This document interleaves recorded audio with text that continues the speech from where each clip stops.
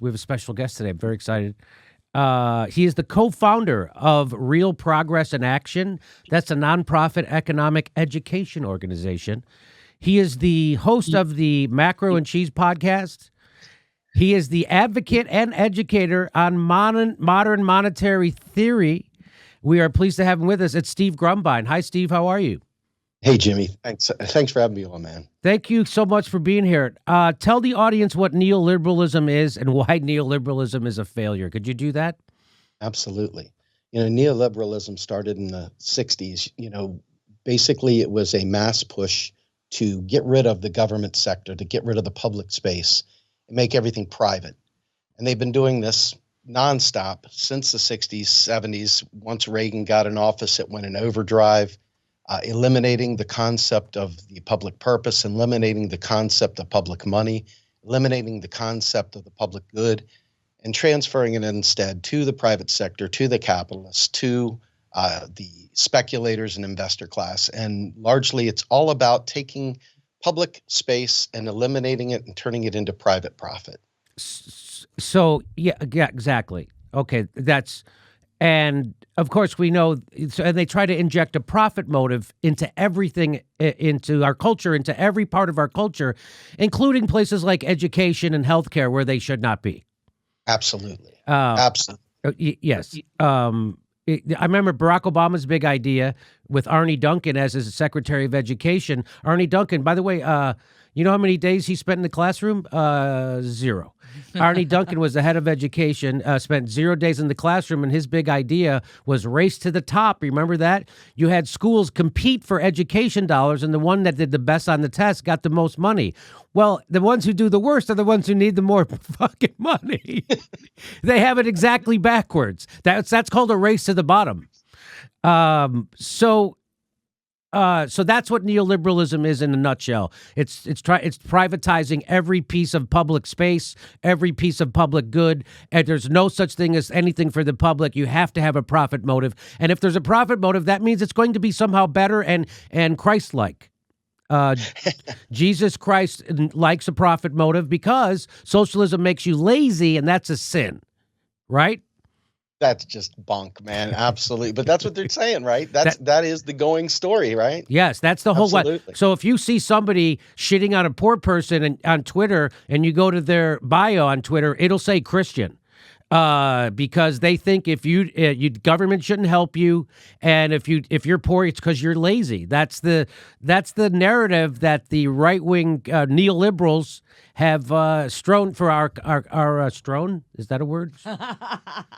Strewn. I said strewn. Yeah, you did. That is that. I was going to say strewn, and then I'm like, what's the past tense? Is the past perfect? It's strewn. I knew a guy named Ricky Strone. Anyway, so we've had economists like Stephanie Kelton on the show. Explain to someone who's never heard what modern monetary theory is before. Can you explain it so somebody can, who doesn't have much economic background, somebody like me, what it is and what it reveals about how our economy actually works? So, bottom line is that back in 1972, Richard Nixon removed us from the Bretton Woods Accord. And, it's basically a world global gold standard that he removed us from. And at that point in time, the people that understood money we had years of knowing this before. This is how we won World War II. If you want to say we won World War II. This is how we were able to fire up all the factories, fire up all the war machine, fire up, the national attention to making the war machine work. And we were able to keep the factories going at 100%. The federal government was spend to take care of getting, defeating Nazism, so to speak. And, that very nature was forgotten. We long since forgotten. It wasn't an accident. The Mount Pelerin Society and all the right wingers, the libertarian scourge of Milton Friedman and others, Chicago School, you name it, in a very, very coordinated attack, sought to eliminate this concept of public money. And what modern monetary theory does is helps us understand what has fundamentally changed in our finance system, not just our finance system, but really around the world. It's everywhere. It's not just the U.S. And you can tell that what had happened in 1972 in the U.S. was what happens with pretty much all fiat currencies that are no longer pegged to a commodity. All the textbooks, unfortunately, are written in gold standard lingo. It's all the neoclassical textbooks. So we've been operating as if money's some scarce resource that we can devalue, that we can do all these crazy things with, that were really gold standard operational ideas. And you had a pie of gold, basically, and you printed so much money against that gold. And when you printed more money against that gold, well, naturally, your slices of the pie got smaller and smaller, and that was the quote-unquote devaluing of money. Well, since that's no longer the case, we no longer have a pie of gold. Now it's based on the real resources and productive capacity of whatever nation is running a free-floating fiat currency, like the United States, like Canada, like the UK, like Australia, and others. Just define so fiat currency. Define what that means. It means it's just by decree. It's the state's money. It's state money. So it means, for instance, that the U.S. federal government can print money, but the state of California cannot. That's exactly correct. So the federal government when they can print their own money, that's called fiat currency, right? Yes. I mean, well, all governments create their own currency. Now, whether or not it's back to gold, it's still fiat. It's just back to a commodity. So really, at the end of the day, what modern monetary theory starts with is an understanding of what money is. And what money is basically a tax credit. It's a unit of measure like an inch or a pound, and we can never run out of it. That's the bottom line. The money is not the scarce thing. The thing that's scarce is the resources that it can acquire. Okay. So let me put it this way. So when we go into an economic depression or a recession in a capitalist society, which is, by the way, baked into the economic model of capitalism, that every 4 to 7 years you're going to have a recession and you're going to inflict economic pain on who? Workers, not the investment class, but workers, right? So what you're supposed to do in a recession is you print money, right? And then that gets us out of a recession, correct? Isn't that how you handle a recession? You know, it's interesting because what the government does is it doesn't print money like it used to. You know, the old days, they just reel the printing presses out. Nowadays, what happens, the way it works is the federal government, when Congress authorizes a spending bill, it spends that money into existence. It doesn't print money at all. In fact, what happens is there's just enough money printed in the economy to handle like ATM transactions and bank transactions. It really doesn't happen that way anymore. What the Federal Reserve does upon Congress's request is it keystrokes deposits up, and when it taxes those monies down, and it keystrokes those deposits down.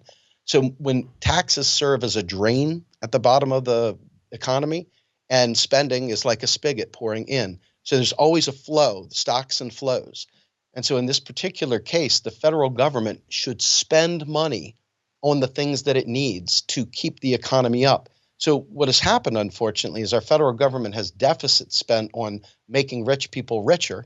It has made banks fatter and more wealthy. It's socialized their losses while making us suffer during these times. And so I think one of the big things within a recession is, where do you spend that money? Where are you going to get the most bang for the buck? And if you look at all the platform that folks like Bernie Sanders had put forward in the past, that is the kind of stuff where it's spending directly on the people, where the people get to touch that money first, and then it has a natural helium effect, and you tax that money out of existence at the top. And that is how the circuit completes itself. So what people don't understand is when Congress passes a spending bill, let's say they just passed a $740 billion spending bill to go fund our military, right? Which is 10 times more than, which is more than the next 10 countries combined. Yes. So when they pass that bill to spend $740 billion on the military, they don't go and pass a tax to pay for that. No. That's the point. The point is that the spending that the government does has no relationship to the taxes it takes in, correct? Zero. Absolutely correct. And I think the most frustrating thing about that is the concept of, you hear every one of them say taxpayer money, the taxpayer dollar. And what it is, it's designed to elevate. If you think about who the taxpayer is, it's typically a white fat dude with slimy hair and a jacket. You're not thinking of a poor black person. You're not thinking of an immigrant. all of which pay taxes, right? Right. So this is a game that has been played forever, and it was played to perfection with Thatcher and Reagan to talk about there is no such thing as public money. There's only taxpayer money. And this was a designed ploy. And look at how many progressives repeat Reaganisms. Think about that. How many progressives repeat Thatcherisms? Think about that. And then you think about how many of us fight about Medicare for all, fight about a Green New Deal, fight about ending student debt, fight about all these things, green energy, a federal job guarantee, expanded Social Security. And why? Because we believe that dollars are scarce. We've been tricked into believing this thing about inflation and hyperinflation and all this nonsense, when in reality, the government does it already for our military, and it'll do a tax cut just because it's got the hubris. It'll do a tax cut when it goes ahead and raises the military up. Well, it simultaneously says, how are you going to pay for Medicare for all? How are you going to pay for it, Jimmy? How are you going to pay for it? And this is the trick. And this is what we need every one of the listeners, every one of the people that are consider themselves to be progressive, leftists, even conscientious centrists, if such a thing could exist. If you guys are out there, remember this, fight for this. This is the most important thing. So let me just, correct me if it's, let me make a statement and you tell me if it's right or wrong. Sure. So the government already practices modern monetary theory, correct? Absolutely. It's a lens. It's happening right now. It's happening right. So right now, what the government is doing, practicing your theory, meaning that the dollar is not tied to a commodity, meaning it's not tied to gold or anything. The dollar, we just print it when the government needs it, or does it digitally, electronically, creates money for programs they want to spend it on, and they never think of how they're going to pay for it or how much money. So, in fact, right now, they're spending a lot of money, $5 trillion in the CARES Act, and no one asked how you're going to pay for that. But here's the difference. Here's the difference between how they're doing it today and how they did it in 1932 with FDR. And FDR, he had a jobs program. He put money into people's pockets. He's created Social Security. So it was called demand economy. Right now we have, from Reagan on, we have supply side economy, which is you give money to the people at the top. They'll spend so much fucking money, it's going to create people's jobs, and then that money will trickle down that way. That the data's in, that doesn't work. That's just an upward transfer of wealth. There is no such thing as trickle down economics. I mean, there is a thing. It doesn't work the way they say it does. So FDR put money right into the working man's pocket. And today, when we have an emergency, a downturn in our economy, a depression, they took that money from the working man's pocket and they put it, because nobody can go to work now. And so they're taking money out of your pocket. At the same time, they're taking what was Matt Stoller say? A money cannon, and they're blowing money at the richest people in the country. So they're doing it backwards from what FDR did. So and you see the result, right? 14 million people don't have health care. 19 million people on the brink of being evicted right now. Nobody's got any money, and they say they don't have any money to give a cash stimulus, right? Yeah, it's ridiculous. You want to go, if you want to look at how bad this is, go back to the savings and loan crisis in the 80s. Right. The same cast of characters have been milking the system exactly the way you described. The money cannon on the wealthy, on Wall Street, you name it. They have been doing it, and they've been repackaging the same exact people. It is absolutely ridiculous. Robert Rubens and the Hank Paulsons and all the other bad actors. These people have been recirculated, the Jamie Dimons, you name it. And they are still doing this stuff. They're doing it right now. The monies that have been spent into Wall Street to buoy up these banks have been used to literally fatten these people's wallets while people are starving. They're unemployed. They cannot get out. They're going nuts. And it's all because these rich, greedy bastards are literally willing to lie to you because you have been tricked and duped into believing that the federal government is like your household budget. And so we sit there and fight amongst each other about this nonsense while they're sitting there laughing all the way to the bank. So this here, right here, proves that when they say we don't have money for Medicare, or we don't have money for your student loan debt, or we don't have money for a jobs program, or we don't have money for infrastructure, this proves that those are all lies. This right here proves that they're a lie, because they are willing to print $1 trillion a day. Just give it to the banks, $1 trillion a day, because they don't want their stock portfolio to go down. That's the rich guy's money, right? So they want to make sure the stock market is taken care of, while the real economy goes to shit. They don't care about that. But this proves that what you're saying, that anything that we need in this country, we have the money for. They're saying we've got it right here. So why? So here's what I say. Why wouldn't the oligarchs who are doing this right now and turning the United States into a shitty form of even shittier form of Brazil, why wouldn't they be smart enough as FDR and said, hey, we better give them at least some health care, or we better give people at least jobs. We got to give them something. Like, why wouldn't they? It's like they act like it's their money. Why wouldn't they just go ahead and print another couple trillion for their workers? It's about control. And when you have everything, what do you need more? How do you measure yourself? How do you measure your godlike worth? You measure it by the gap between you and the guy below you. And so it's all about control. It's all about fattening their existence and building up who they are. The oligarch power, the mindset of that megalomaniac is just unbearable. It's unbelievable. And it's one of the most destructive things out there. And by turning the power of fiat out there for the wealthy and ignoring the needs of the poor, we have committed one of the most incredibly brutal wars. More death has come from fake austerity, fake lies of not having money. They have killed more people than any gun shooting that has ever occurred, than the wars that we hear about. It has killed more around the world in pursuit of this concept of this neo-feudal serfdom that we're entering into. It is a murderous, sick mindset, and we have to eradicate it. And I think that is what MMT allows us to do, is to pull the curtain back, see what the bastards have been doing, and flip the script, and at least educate each other so that we can make demands. And if we can't win by the voting booth, we'll win in the streets. And so is that what we're doing here today? Where we're just, so is that how we fight back again? For instance, Joe Biden is filling his cabinet with people who are against these ideas, right? He's filling his cabinet with right-wing warmongers and Wall Street toadies. And so how do we counter all the talk that we're hearing already about the debts and trade deficits, while the political elite give bailouts to their Wall Street banks and big industries? Is this how we do it, just by having this conversation? Jimmy, first things first, I want to thank you for having this conversation. This is so important to us. We've got a pillow shoved over our faces, alternative left media, as you know. We have been censored. We've been stifled with algorithms. We've been blocked, and we've been bickering amongst each other for nonstop for years. This is a huge deal.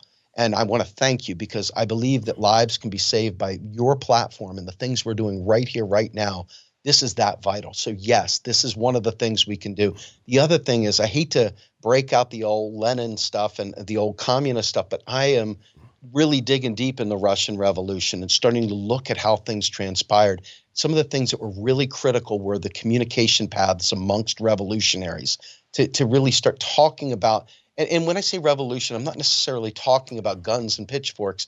I'm talking about us communicating, organizing, and getting people ready to do direct action, really take the power back by forcing the discussion, forcing them to see things. So the way we force them, and when you say direct action and force them, to put it even in more concrete terms, you're talking about a strike, workers going on strike, that kind of thing?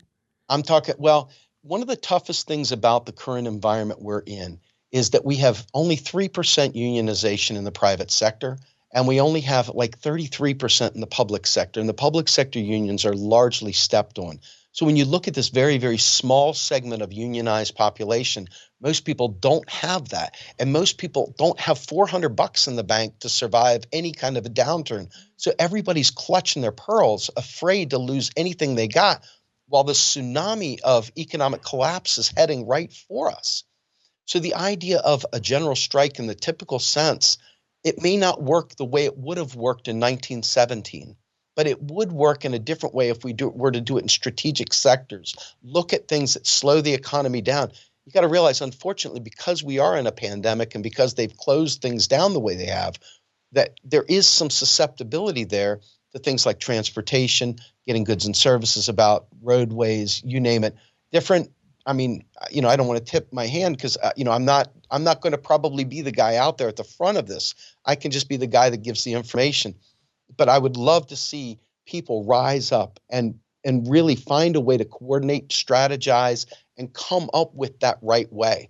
I do believe unions have to be a part of this. They just aren't strong enough on their own right now. So I've been calling for progressives in the House to withhold their vote for Nancy Pelosi as Speaker until she agrees to bring Medicare for All up for a vote, because the whole country's for it. And this will not only reveal to everyone that Nancy Pelosi and the people in Congress are not on your side, but it will also reveal the fool's errand of voting for progressives inside the Democratic Party. What do you think about that? Because if they don't do that, what is the point of voting for them? It's a tough pill to swallow because they're the ones that have the ability to pass legislation on one hand, right? So even if you only give like 33% of your brain to that and think, God, how do we get legislation? How do we deal with legislation that's passed? There's got to be some inside, at least eyes on the inside. But as far as on the outside goes, if you believe that we can vote our way out of this, I really think that you're wrong. But, this leaves you with this question of then what? And the only thing I know of is things like what you said. We got to become uncomfortable. We've got to take actions like, hey, I'm not putting you through, Pelosi, unless you go ahead and pass Medicare for all. Hey, I'm not. You've got to do something. You've got to make people uncomfortable, right? You got to make people with power as uncomfortable as people who are out of work are. That's right. People who don't have health care. How about you make them half as uncomfortable as someone who's sick right now, who doesn't have a job and doesn't have health care? How about you make Nancy Pelosi? I'm saying we should make the people who we can pressure, Steve, are the people who are the closest to us ideologically, who are elected. People like the Squad, people like Ro Khanna, people like Bernie Sanders. Those are the people we can pressure. I don't think I can pressure Mitch McConnell much, but I can pressure them and I can out them. And I'm hearing a lot of bullshit excuses like, well, it'll be career suicide if they have to cross Nancy Pelosi. It's the exact opposite of that. If you're seen fighting Nancy Pelosi for health care for people, you will be reelected. Nancy Pelosi doesn't hire and fire Congress people. The people in your district do. And if you're seen fighting against the oligarchs, that's going to get you reelected. So, by the way, that's a talking point invented by Neera Tanden in the Center for American Progress. So if you hear someone saying that, they can't stand up to Nancy Pelosi because it'll be career suicide, that came from a fucking think tank, a corporate think tank. That's bullshit. That's not true. Absolutely. Fuck Neera Tanden, if I can be so bold. You can. One of the things that I think that you said, though, the only thing that I would take some exception with at all is you look at the people when they were exposing The Big Short, okay? And you watch as they would lose their job and they would get pushed out. And now they're whistleblowers and so forth. There is a huge amount of machinery that we don't ever see that's beneath the veneer of the television set. And my fear of what happens within the government itself is I see people doing shit that it's why I'll never run for office. That's for damn sure. And I think to myself, how do we make this tiny little squeak of a group function as a majority? How do we make them wield their power? And you know what? I don't know how to do that because, honest to God, I don't see them taking those steps at all. Do you? Have you seen any evidence whatsoever of them doing that? No, as Norman Solomon pointed out in The Nation I think it was The Nation last fall, after every progressive voted for the goddamn surveillance state, the reauthorization of the Patriot Act. He said what's the point of voting for progressives if they're just going to vote with the intelligence community in their surveillance state anyway? And that's what this was revealing. That revealed there is no point. And this reveals if they're not willing to go against their quote unquote leadership, which is in bed with Wall Street and the military industrial complex and the health insurance companies, then why vote for them inside that party? I'd rather have 6 or 7 independent Congress people that now can say we're withholding our vote from Nancy Pelosi until she does what we want. Because right now they're making 0 demands for their vote. 0. And the reason why they're saying that, they go, well, if Nancy loses the speakership, it'll go to Republican. I'd rather have a Republican deny me Medicare for all than someone pretending to be on my side because I can fight that person. Yes, I couldn't agree with you more. We're simpatico on this all the way. I'm working with some guys that are doing a docu-series called The Con, a guy named Eric Vaughn and Patrick Lavelle and Bill Black, who I'm sure you know from the savings and loan crisis. Yes. And these guys, they have really, really done an incredible amount of work showing all the corruption of Obama, of all of these presidents throughout, obviously Yes. up to even Trump. And you look and you see every one of these sons of bitches is complacent. There's very few people that actually stood up and raised their hand and said, hell no to any of these things. And it's just a revolving door. It's still a revolving door to Wall Street. I mean, look at who is leading the freaking Treasury now. Janet Yellen, once again. I mean, it's just the revolving door, bringing them right back in.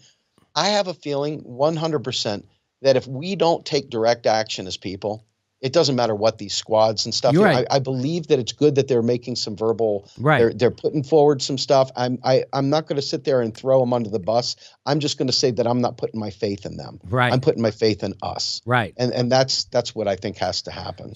So I agree. We've had, union leaders, we've had activists, we've had Christian Smalls on there, we've had people who know how to organize, people who've written books about how to do this kind of stuff. And I'm with you. I'm like, well, what is going to be, it was the George Floyd murder that was the match that lit the fire over the summer. What is going to be the match that, when they kick 19 million people out of their homes, where are those fucking people going to go? Yeah. I live in Los Angeles. Again, I live in California. It's a supermajority Democratic state. We have a Democratic governor. It means the Democratic Party can do whatever they want. We have people sleeping under every bridge in Los Angeles. And after December, they're going to be sleeping on top of every bridge too. And this is a completely Democratic run. The fifth largest economy in the world is California, and we can't take care of our people in this place. We can, but because of neoliberalism, and every Democrat is a fucking right winger. There are no lefties in the Democratic Party. Anyway, let me. I appreciate you spending all this time. But have you noticed that Keynesian economist Paul Krugman that have debated MMT economy, he's moving closer to your position, right? You know what? Let me tell you what he's going to do, because this is what all these parasites do that are fake economists. He's a neo bullshit artist, right? That's what he is. What he's going to do is he's going to act like there's nothing new under the sun. We've always known what MMT said. Well, if that's true, then why the fuck didn't you do something about it, you lying son of a bitch, right? So he's going to act like there's nothing new. And all you got to do is trace out Krugman's path. He leaves a snail trail wherever he goes of bullshit. And what he does is that he'll sweep the legs of Kelton and Mosler and Randall Wray and the rest of them. He'll sweep the legs. And then as soon as he starts realizing he looks like a complete and utter idiot, and now it's time to be pro-deficit spending, then he says, well, we've always known this is functional finance. There's nothing new under the sun. Oh, we're not going to talk about that silly MMT thing. But MMT right here, you have never seen more passionate activists. And that's what's good. We have an opportunity to unite in truth. And if we can somehow or another, you got to realize, if we have a successful revolution someday, right, you've got to replace the government or whatever you have today with something tomorrow. And that's not always a pretty clean mess. So you better have some people that understand how to work this stuff. And maybe we can find a better way to do it in the future. But right here, right now, MMT is, and we need to start making it for the people, man. I just want to, Koki, show this graphic one more time, please. I just want people to realize what you're saying is true. So when the government tells you they can't afford your health care, when government says they can't afford education or a jobs program or an infrastructure program, or they can't afford to give you the vaccine for free, whenever they tell you that, that's a lie because of modern monetary theory, and they're practicing it every day, but they're only practicing it for Wall Street and the rich. And what we're saying is they need to practice it for everybody. And so don't listen, don't matter. And especially your progressive politicians, don't fucking take a bullshit answer like we can't fight for you or we can't get this stuff or we can't. That's not true. That they have the power right now to deny their vote to Nancy Pelosi. It's up to Nancy Pelosi whether she wants to be speaker. That's the way they're supposed to run the game. That's how this is politics 101. Don't let anybody tell you you're not supposed to extract something for your vote.